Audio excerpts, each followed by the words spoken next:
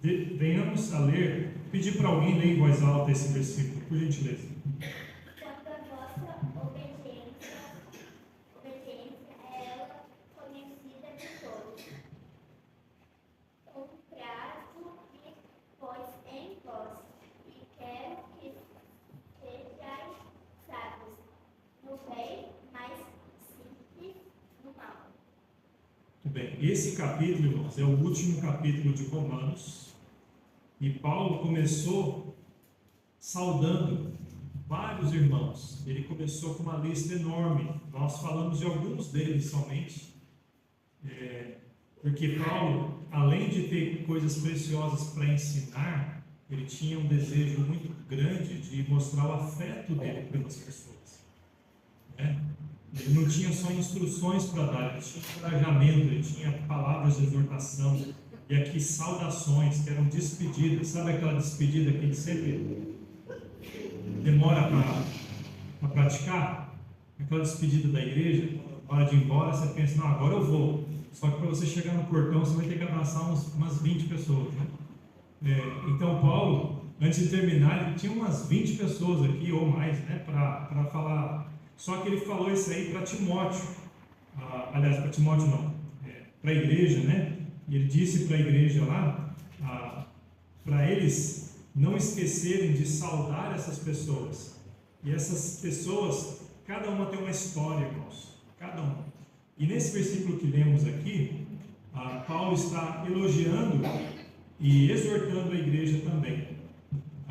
Versículo 19 que lemos, né? Paulo está falando quanto à vossa obediência. Isso aqui está dentro do contexto. Paulo está, em versículos anteriores, ele está falando também de coisas duras, porque ele está, mesmo que ele ama a igreja, ele está falando para a igreja prestar atenção nas doutrinas erradas, para as pessoas más, e até pessoas que podem estar se infiltrando, né, ou dizendo que são de Deus, mas não são de Deus, né?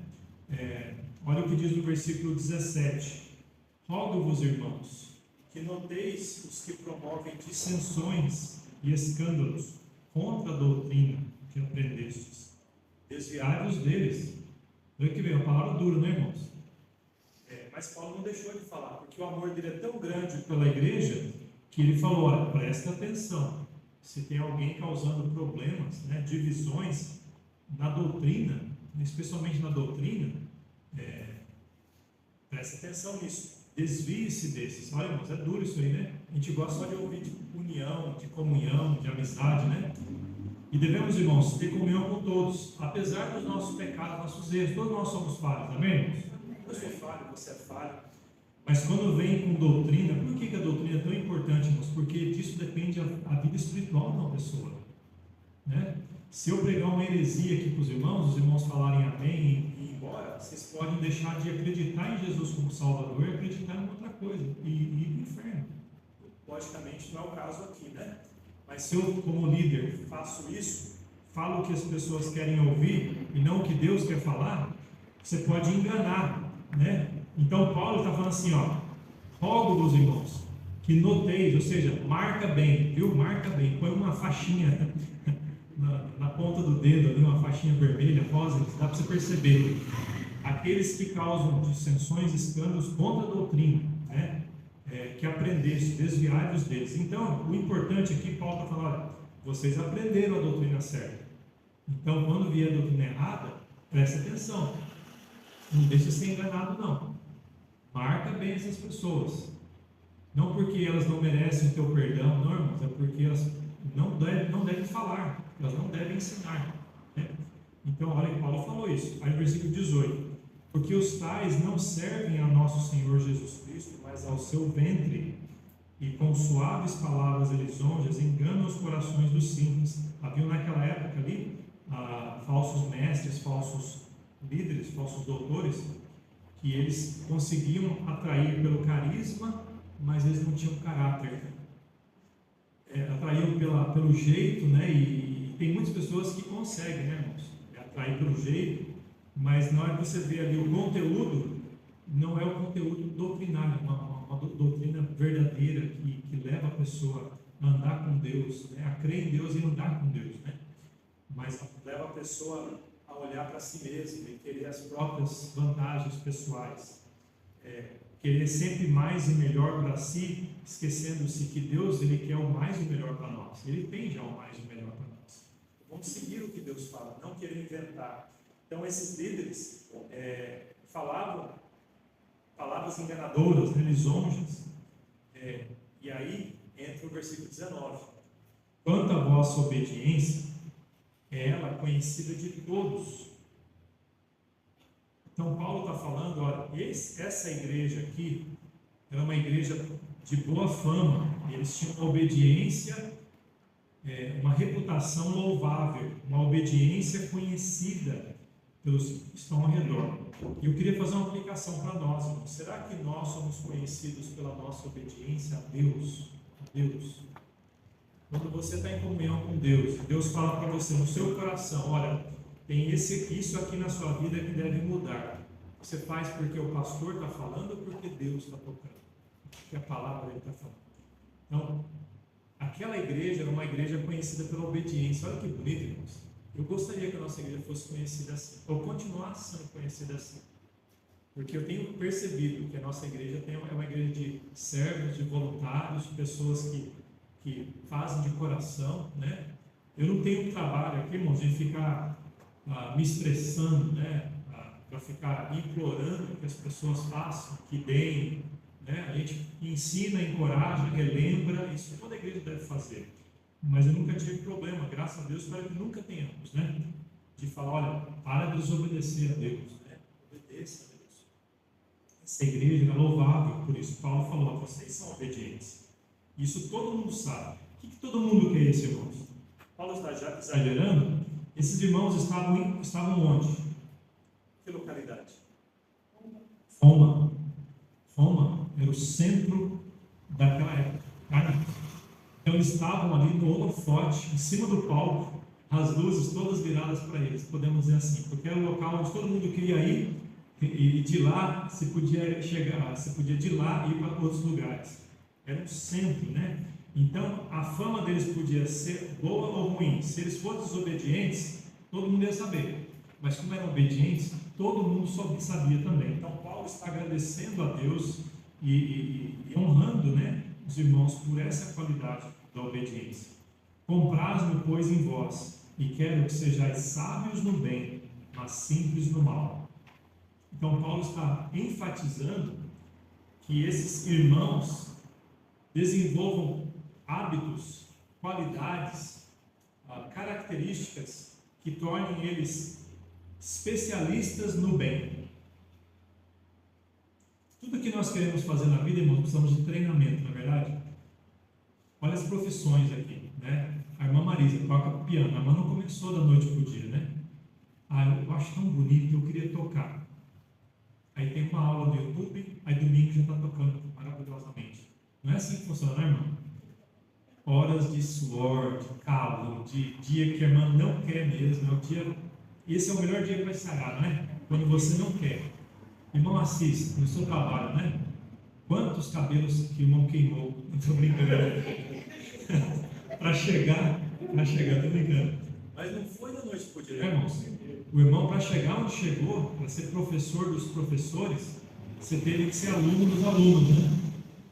Então, tudo na vida, irmãos, e aqui eu posso dar a lista, irmã Berenice, irmã Sandra, a lista vai crescendo. Dona Fátima, quantas calças a senhora já errou, né?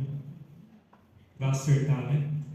Então, irmãos, hábitos, habilidades, nós devemos praticar sempre, uma vez, duas, três, e não pensar. Quando você achar que está bom, faz mais. Quando você achar que não tem mais o que aprender, tem mais o que aprender. Sejamos ensináveis, sejamos pessoas que estão prontas a sermos especialistas no bem, mas esquecer o mal. Ninguém ensina o mal para ninguém, irmãos. As crianças já nascem com o mal ali, ó. Já nascem no chipzinho, né? No DNA, né? Já nascem ali com aquela memória, sabendo fazer coisa errada. Isso se chama natureza pecaminosa, tá, irmãos? Então, Deus quer, conforme nós parecemos com Cristo, que a gente vai esquecendo desse chipzinho, desse DNA negativo, maligno, e vai se aperfeiçoando com a ajuda dele, no espírito dele, na palavra dele, em coisas que são boas. Então Paulo está falando aqui, ó, quero que sejais sábios no bem, mas simples no mal. Então, quanto mais tempo a gente investe no bem, mais especialista a gente vai se tornar nele, né? Tem um outro versículo que vem à minha mente quando eu falo esse finalzinho, que está lá em Mateus 10,16. Alguém leia?